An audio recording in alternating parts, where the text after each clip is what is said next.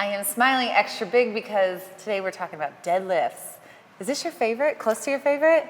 It has become my favorite. Yes. It's been a long battle with deadlifts, getting injured a lot, but I think I've gotten it figured out now, so I love it now. And that's why he's helping us. This is Coach Gary here at Platform Strength, and we're just going to talk about mobility, common flaws, how to know if your spine is in a good position, because was it your back that got hurt when you were deadlifting? Correct. Not good spinal awareness, which Yeah. is the key for sure. He's got us covered. So we're going to start with foam rolling. We got our trigger point foam roller. We have to foam roll our piriformis. So I'm going to show you what that is. So go ahead and sit on your butt. You can do this with a lacrosse ball.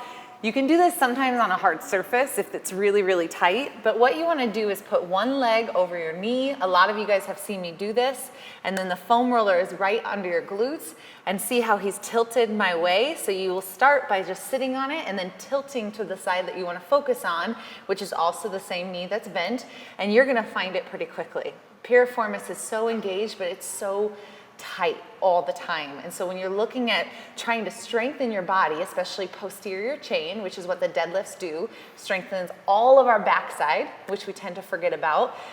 This little guy called the piriformis, if it's too tight, you will have back issues. Another one is the TFL. So we did this a little bit. It's kind of very similar to the quadricep one we did with squats. Laying on your side, taking pressure by pushing your elbow into the ground, but your TFL is way higher. So you're focusing on this portion instead of just quadricep and IT band. And this one, if you have some chronic back issues, this is a perfect way to get those to loosen up. And so your body is no longer in this tight, constricted, protected position, which is why our lower back starts to hurt, because our hamstrings are tight, our hips are tight, so the lower back is getting pulled upon in ways that it shouldn't. And that's a perfect way to foam roll. So I think doing those before you deadlift. What other things do you do before we deadlift in class? Before deadlifting, I just kind of target whatever's feeling tight that day. I mean, I think you hit the hammer on the nail. A lot of people mistake back injuries or back pains for something that's going on in the back, when really it's coming down from the hips. So anything in the hips, always piriformis, sometimes TFL are my mainstays, and if my lower back's really tight, I might roll up on my mid back or down to the lower back a little bit, just to get some blood flow to it before we get started. I love that. And then one way, we'll both do this together, before you even start, especially if you don't have a broomstick or a barbell, or something to actually do heavy deadlifts, is single leg deadlift. And so go ahead and just show a few reps of this. This is just a good way to get everything engaged. So I do these before I deadlift. So I start loading one leg at a time, hips going back. You'll start to see this start to engage. You're feeling that stretch in the hamstrings. You're squeezing the glute at the top. You're working on stability and core, which is really important when we're looking at deadlifts and picking things off the ground. Doing 10 on each side, and you can even do this for a strength training move. Adding weight to it, an M-Pack or dumbbells, and doing single leg deadlifts is an incredible way to get used to putting your body in a weird position. But what we care about is this thing over here. So we're gonna start with barbell deadlifts. This is our barbell. So if you have a Swiffer or I'm gonna talk through how I do them, and then I'm gonna let Gary take over, because there's lots of ways to teach a deadlift. So go ahead and face me. And what I think of is I start from the top down. And when we deadlift all the time, we deadlift by picking boxes off the ground, picking your kids off the ground, and it always starts from the bottom up, but teaching it is better from the top down. So finding a good distance from your hands. So I always move my thumbs, and that's where my distance is. You will see, how do you feel about mixed grip? I like to do that when it gets heavy. Definitely for as long as I can, I try to stay double overhand, just to keep symmetry. Cool. And then what I think of is I want my upper back engaged. So roll the shoulder blades back, tighten your stomach. Hips are gonna go back just like they would in the squat, but as we pass our knees, we're dropping our butt a little bit more, stopping mid-shin, and then standing up the exact same way. What I do not want, especially if you have weights that are really small or you have something that's really, really short, I don't want you to go past mid-shin. So mid-shin is totally perfect for getting that range of motion that we want, because that's the same distance as the barbell off the ground. And then from there, we're focusing on his spine. So if we watch from the side, So go ahead and give me a few reps. See how his chin is staying in the exact same position. His neck didn't go up, it didn't go down. His whole spine is staying here. So go ahead and give me a few bad reps, what we tend to see. That chin goes up because you want to see yourself in the mirror, or we start to lose that engagement of the spine, and we use those erectors to pull instead of our hamstrings and our glutes. So teach us that way with this PVC that teaches us about spine, so we avoid back injury.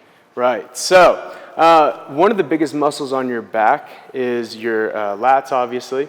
So we want to keep those engaged in order to keep that back nice and erect. So we talked a little bit about the core in the last video and how important that is. And what we often neglect is the back portion, right? So we want our abs stay nice and tight. So just like when I'm standing, my ribs are down, but I'm going to think about pulling that bar into my hips. That's going to keep those lats nice and activated. And as I'm coming down and those hamstrings are lengthening, what's going to happen is that's going to tug on your pelvis a little bit. So to counteract that, you want to think chest up the whole time, right? So if I don't allow my chest to stay up, even if it rounds down just a little bit, somewhere in the chain, we have a lot of vertebrae, and one of those is going to bend, and they're not meant to lift heavy weights. That is the job of our hips. So we want to make sure we keep that chest up, those lats engaged by pulling that bar back nice and tight, and allow all the movement to be done by the hips and by the legs. All right. Another thing I find really important that I kind of just learned recently was the importance of your quads in the lift. So especially for someone like me, so I have like a longer torso, shorter legs, and these little T-Rex arms. So it's a little bit more difficult for me to come down in this position as it is for some other people. So to counteract that and to make sure my back's staying nice and flat, once I pass the knees, I let the knees come forward just a little bit right here, right? So the most important thing is making sure that bar stays over the midfoot. For some of y'all, it's about an inch or two in front of your shoelaces. So as long as it's there, it's okay.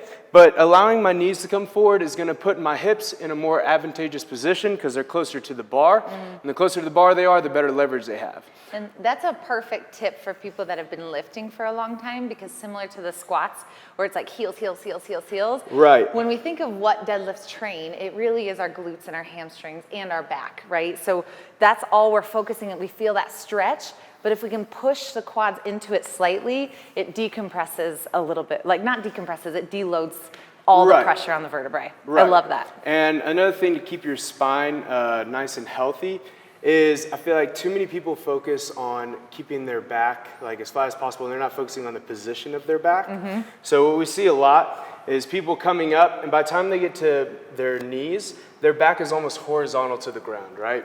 So what I was saying earlier about your hips being closer to the bar, your hips are doing the lifting.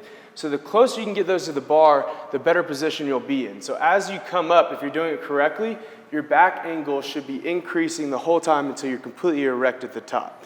If you're staying horizontal, you're keeping your main lifter behind the bar, like as far away from the bar, and all that weight is going to be put on your back to try to stabilize.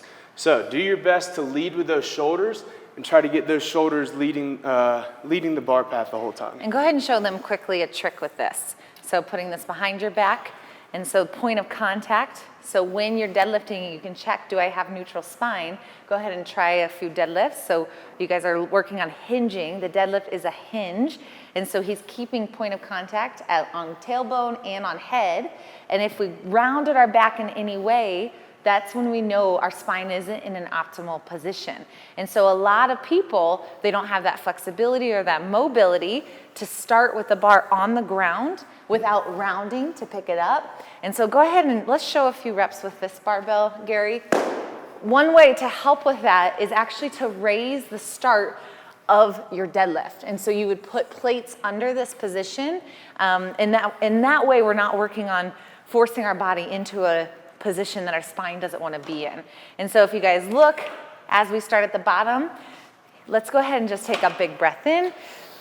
Shoulders are back, lats are engaged. Remember, our lats are a huge piece of this lift, and drive through that heel, coming back down the exact same way. And so pushing through. Perfect. So how do you know when you went too heavy? This is a huge issue, right? So we want to go heavy, we want to get strong, we want to overload our CNS to help stimulate all these hormones and build muscle. But how do you know when it's too heavy, especially when you're first new to this and you're seeing it? Like, what's some good cues to like know maybe we should not pick that up?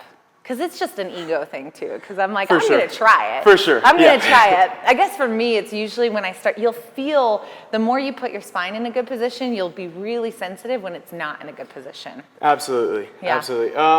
For beginners, I would say always focus on movement quality as opposed to total weight.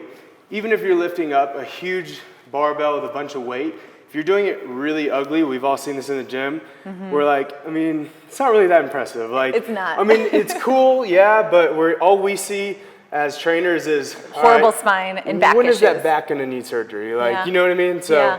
really focus on the movement quality and make sure you understand the movement before you go heavy weights. And also starting at the top, I really love that. Because that's the easiest part, is from about here to about your knees. So like some RDLs, where you're starting right here. So we're coming down, we're just keeping the back nice and flat, just pushing the hips back, pushing the hips through, doing that until we understand the movement and how the bar is staying over the midfoot.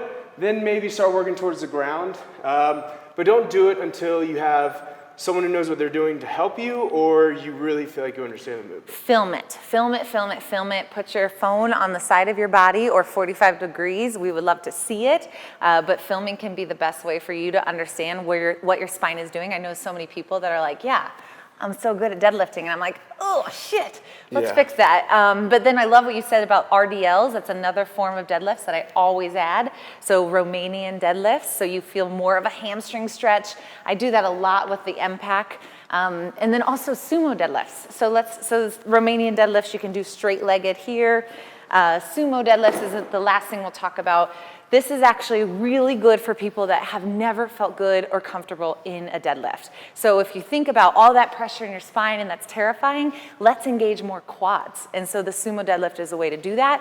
Just like it says, sumo, and then finding the barbell, same position as you had, but see how much more his chest is up. So you don't have to worry as much about the spine because quads are engaged. So for tall people, this is really good. For people that are working on injury, go ahead and show a few reps of that sumo. Notice how close his arms are, so you can get your arms a lot closer. Way more quads, way more glute medius. That's perfect. And that's a good way to start. And how often do you deadlift? Every week. Every At least week. twice a week now. For sure. It's my favorite. Yeah, for sure. I used to squat more than I deadlifted, and then I switched that because it caused knee issues. So I think most people need to deadlift more than they squat. Try to go for sets of 10s, 8s, 5s, 3s. We'll have an example program in the email. Gary, that was a lot, but you crushed it. Good job. See you guys tomorrow.